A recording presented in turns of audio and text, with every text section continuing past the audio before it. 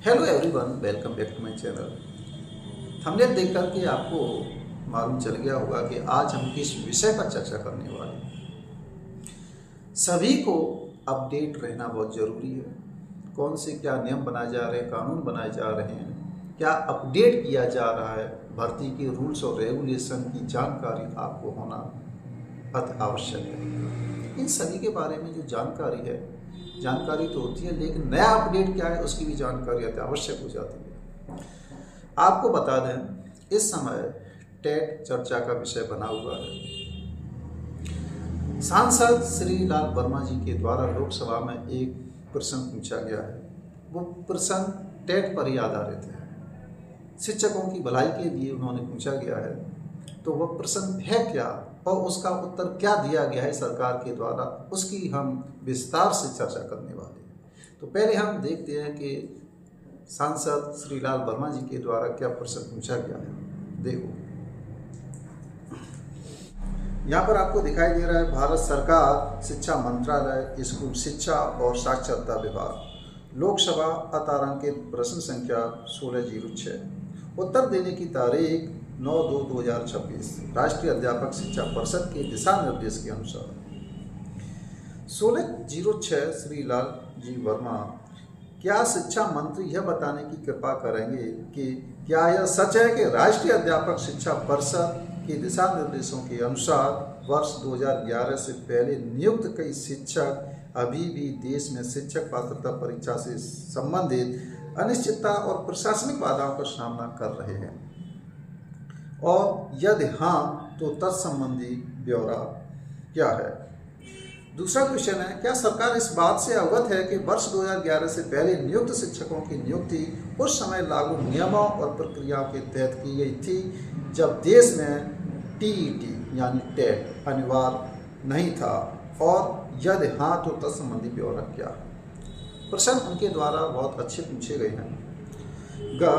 क्या सरकार का वर्ष 2011 से पहले विधिवत नियुक्त सभी शिक्षकों को टीईटी से पूरी तरह छूट देने के लिए एक स्पष्ट समान राष्ट्रीय नीति जारी करने का विचार, ताकि यह सुनिश्चित किया जा सके कि उनके साथ कोई अन्याय न हो, और यदि हाँ तो तत्संबंधी ब्यौरा क्या है।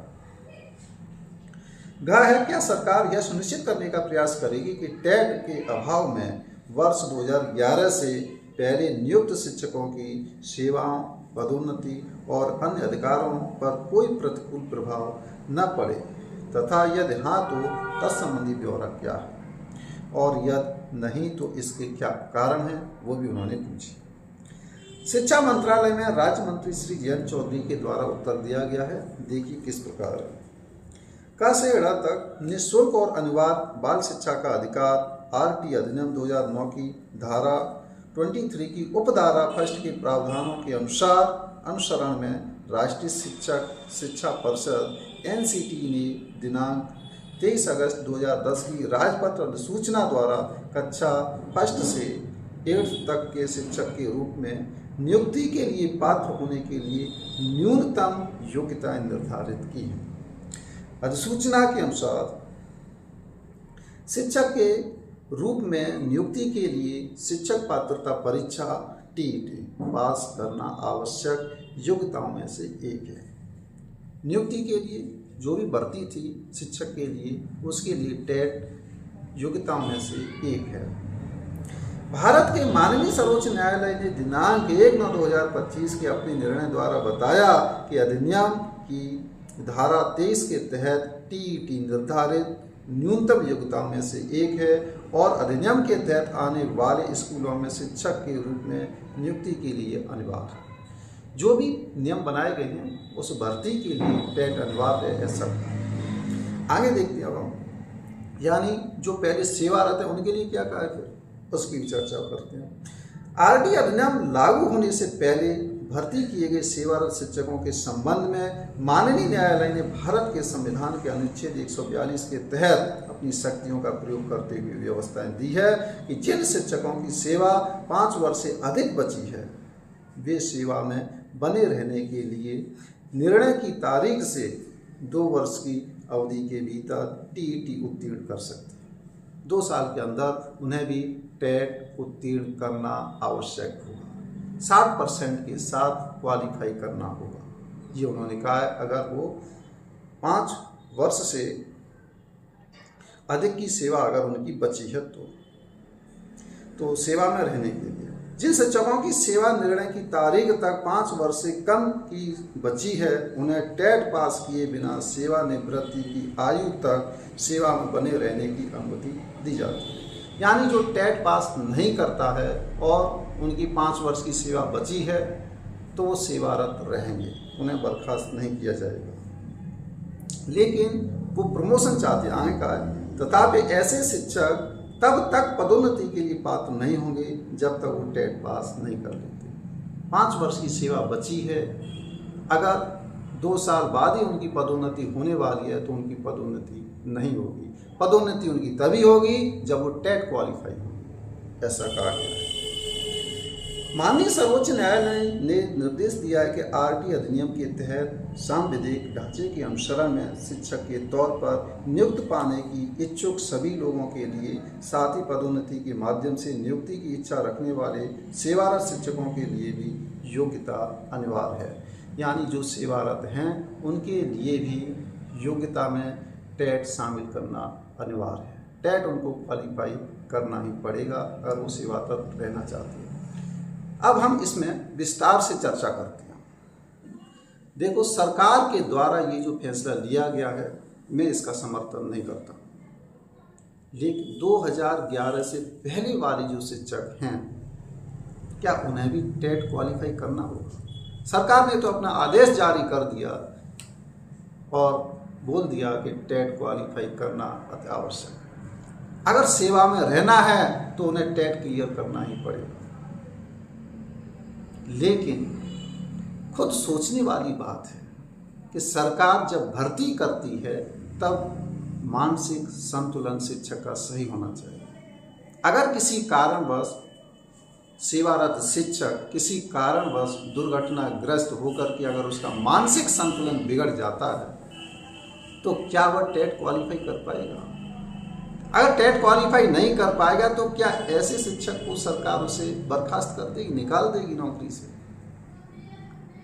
जबकि उसने सेवा सरकार के प्रति दी, सरकार की सेवाएं दी हैं उसने। उसी सेवा के दौरान उनकी मानसिक स्थिति बिगड़ चुकी है, तो क्या वो टेट क्लियर नहीं कर पाएगा तो सरकार उसे बाहर निकाल देगी नौकरी से? तो ये कुछ खामियां हैं। मैं इनको बिना सोचे समझे फैसले लेने वाली सरकार मानता हूँ। सरकार को कुछ और इसमें नया कुछ जोड़ना चाहिए और इनको थोड़ी राहत देनी चाहिए। पहले जो रूल्स और रेगुलेशन बनाए जाते हैं उसी के माध्यम से भर्ती प्रक्रिया संपन्न होती है। ऐसा नहीं कि उसके 10 साल बाद फिर नए रूल्स उसमें लागू कर दिए जाएं, ऐसा कभी नहीं हो सकता है। लेकिन सरकार के द्वारा ये जो फैसला लिया गया है इसके बारे में हम क्या कह सकते हैं? ये सब जनता डिसीजन लेगी। तो कहने का मतलब हमारा यही है कि सरकार के द्वारा जो भी फैसले लिए जा रहे हैं क्या सही है या क्या गलत, उसके बारे में मैं चर्चा ज़्यादा नहीं करना चाहता हूँ। लेकिन प्रेजेंट की स्थिति को देखा जाए तो यह शिक्षकों के लिए बहुत ही बेचैन करने वाली बात है, क्योंकि कोई रिटायरमेंट के अधिक नज़दीक है। वो किस तरीके से अपनी पढ़ाई करेंगे, फिर टेट को कैसे क्लियर करेंगे? बहुत सारे सब्जेक्ट जो टफ आती हैं, साइकोलॉजी है, अन्य सब्जेक्ट हैं, वो टफ है।